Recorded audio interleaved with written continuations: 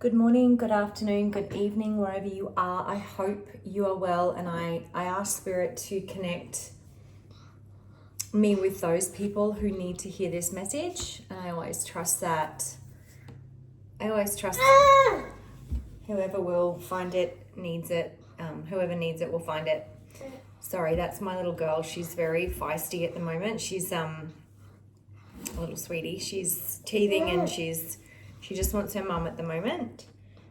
So it's a little bit, beautifully challenging sometimes. All right, I'm just going to clear the energy.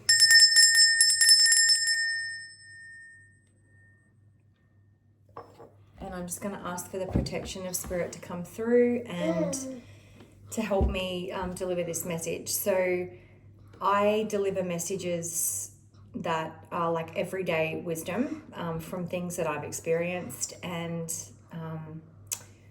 like basically to support other people who are going through stuff as well, or difficulties, or just who need inspiration. So that's what I'm here for.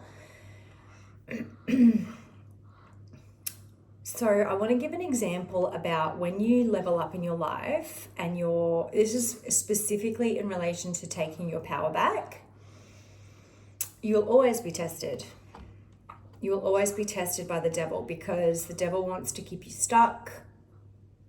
The devil energy wants to keep you like stuck in victim mentality, because anyone who's truly like having to take their power back full force has been in victim mentality. I have, definitely. And it's, often from like unfair, unjust situations, but nevertheless, people don't take power from us, we give it away. And it happens when we've gone through like extremely challenging or unjust situations, and like sometimes we don't even realize it. But when we start to full force take our power back and set boundaries in our life, in all areas of our life, there's always things that come out of the woodwork to throw us off our path. And I could write a whole book on this, honestly, but in this instance, this is just an everyday example of like how people try and make you feel bad for being like just who you are. And this is an example I'm going to give you about Facebook Marketplace. So this is not to cast shade on this person whatsoever. I'm not going to name them or anything like that. I'd never do that. But I put an item up for sale on Marketplace for $60, which was actually quite well priced given what I paid for it, or what it's worth. But anyway, that's neither here nor there. So I put the item up on Marketplace for $60, and I got quite a number of inquiries about it. And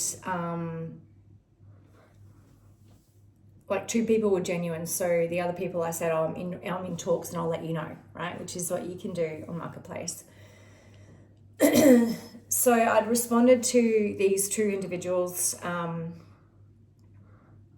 because, you have the right to leave your options open, because sometimes people, like they say they want an item and then they never respond, or they don't show up or whatever. And I've had to use like extreme discernment. I never give my address out unless I'm very certain that like that person's genuine.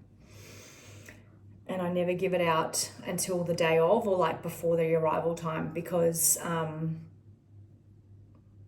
unfortunately people are flaky and whatever. And I've had to learn discernment and boundaries around that, because I don't just want anyone coming to my house either. So there's that.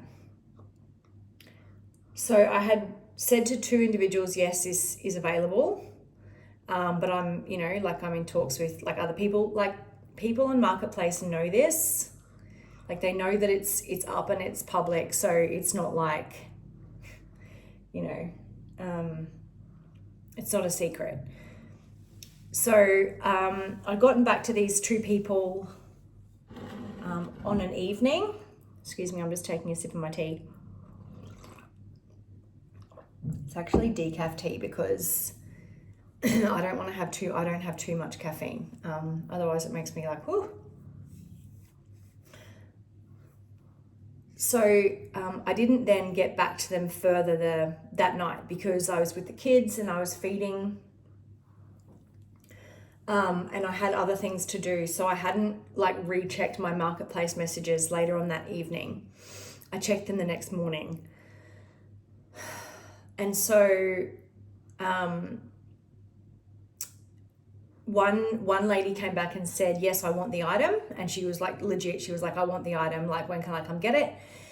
And the other woman was basically offered me $40 for it. And then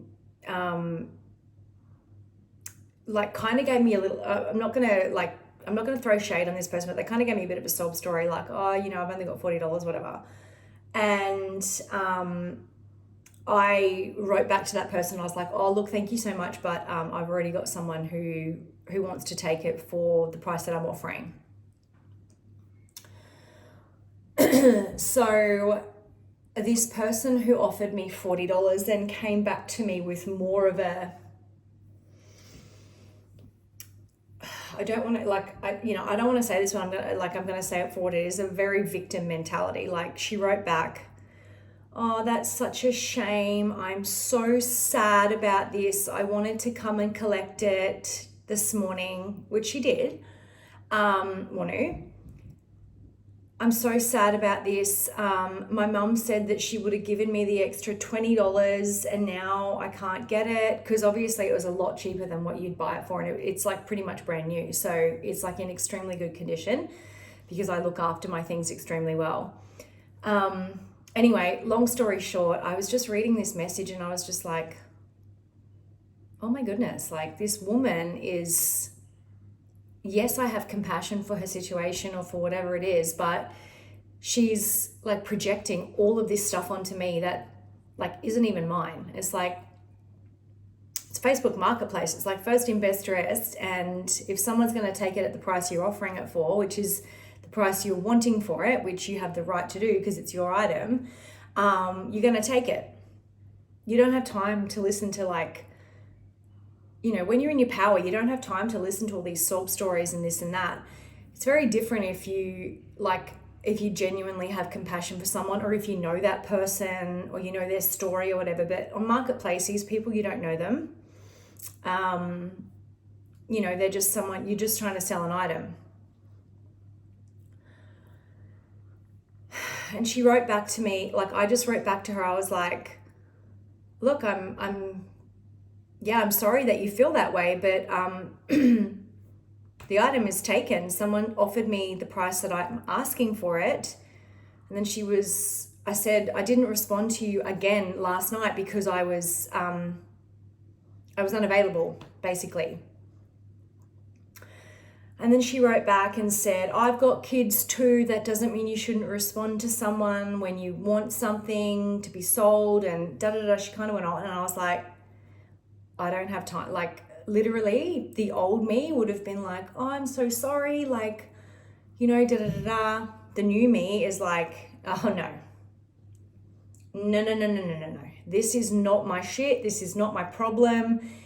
Yes, we can have compassion for people and that, but then you literally don't have time for people in victim mentality or victim mode. And this is how this sneaky energy comes in, because it starts to make you, especially if you're an empath, which if you're listening to this, you are, people try and make you feel bad for your own fucking choices about your own fucking things in your own fucking life. Excuse my language. And it's like, no, I'm not having any of that. And the thing is, when you stand in your truth and you stand in your power, you're going to trigger people who want stuff from you, or who like want you to feel sorry for them, and you know, all this, and you just don't have time for it. Equally, in saying that, you can say things in a way that is tactful and compassionate and like kind, but I'm not like, we're not here for being nice and being people pleasers. Kindness is not being nice. Being nice is like, yeah, no, sorry. No. Your voice doesn't waver when you stand in your power. It's like, no. This is my life, my choice, my decision, not yours. You don't get to project onto me in a nice way. So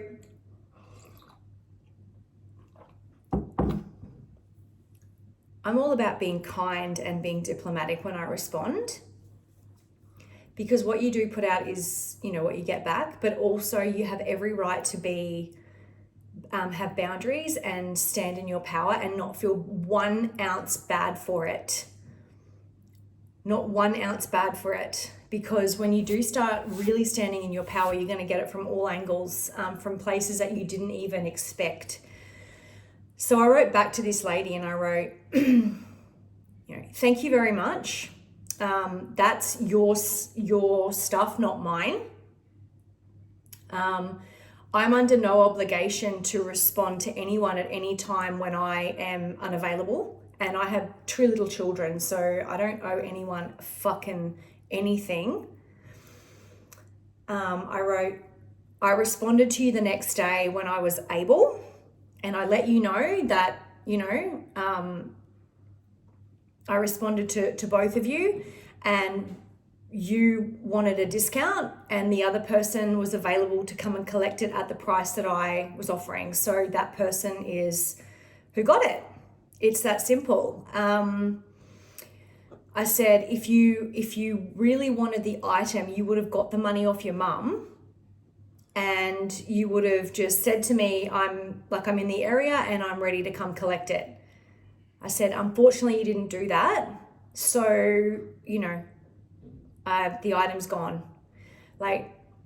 Guys, don't feel bad for putting people in their place nicely when they're just projecting their shit onto you and their fucking sob stories and their victim mentality. People like that, I can tell you now, they do not want to help themselves. And we can have compassion for them and we can, send them love and light from afar and we can forgive and all this sort of stuff. But that shit is not ours to take on because there's a difference between someone wanting to help themselves and someone just wanting to whinge. And, you are not here to take on other people's baggage of just crap, especially people that you don't even know from a bar of soap. You don't know this person. You don't know, they could be a con artist for all you know. So yeah, just don't feel bad about standing in your power and putting up boundaries and saying, no, my life, my choice. My item, my choice. My time, my choice. My energy, my choice. So, yeah, you can do it with kindness. You can do it with tact and grace, but you can also be very firm and say no as well. Equally, you can also not respond at all if you don't want to, but yeah, do what you feel is right for you in the situation. But what I'm trying to convey here is, the more you stand in your power, the more resistance you will have. And it can be from places that you don't expect. It can be from people you don't expect, people that, you thought were long-term friends, family, lovers. It's the universe's way of helping you discern who is for you and who is not, where you should be putting your energy and where you should not, what's really worth your time and what is not. So, and yeah, always bring it back to love, and forgive and let them go. And, you hope that, for me, I have no ill feelings at all towards that individual. I hope that helped them and showed them hey, you don't have to give your power away. You don't have to whinge. You can, you can be strong and you can get what you want. Or, yeah, you don't have to miss out on opportunities and things like that. So that's kind of what I want to say. I kind of really want to burn some sage now because of that. So, yeah, you're going to find the more you stand in your power, the more, you're going to get resistance from people. And, sometimes it can hurt because we are really kind empaths and we want to love and we want to be loving and, we want to see the best for everyone, but, you just can't save everybody. And equally, if people don't want to help themselves, then, there's honestly nothing that you can do. You can only live your life by example and model positive, healthy behaviors, and they can then choose to be inspired by that or not. And either way, it's not your concern. So, yeah, I just wanted to give that real life example. And another really deeply painful example is, about a past relationship where the better I got, the more vibrant I got, the higher I started to align more and more with God. I've always aligned with God, but the better I worked on myself and really focused on that, the more they hated me, actually, which is genuinely a sad, it's a bittersweet thing because, you think that when you love somebody that they will, always be there for you and all that sort of stuff. And that's actually not the case. And yeah, people turn on you.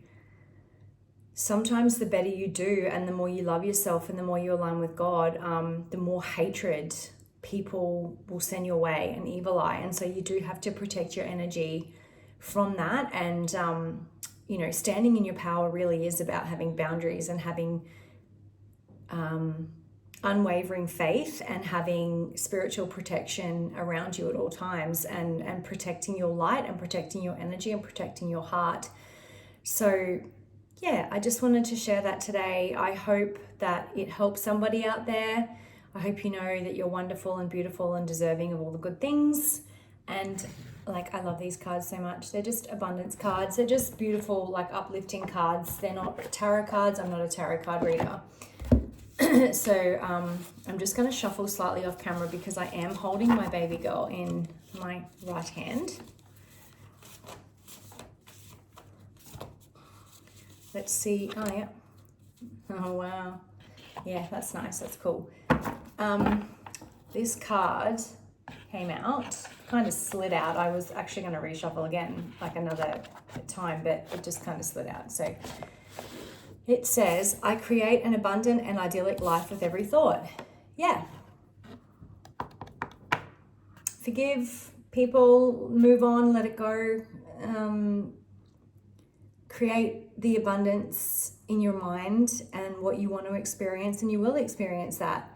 You're always going to attract light to you if you're beaming at a high frequency, but equally you are going to attract people who just do want to take from you or play on your beautiful empathy and your beautiful compassion. And so that's where discernment does come in. But when you are creating that idyllic life for yourself and you have a really beautiful, healthy mind who really does love yourself, then you'll be able to discern that for yourself very, very quickly. And Spirit will show you, what's for you and what isn't. So I hope you have a beautiful rest of the day and sending lots of light.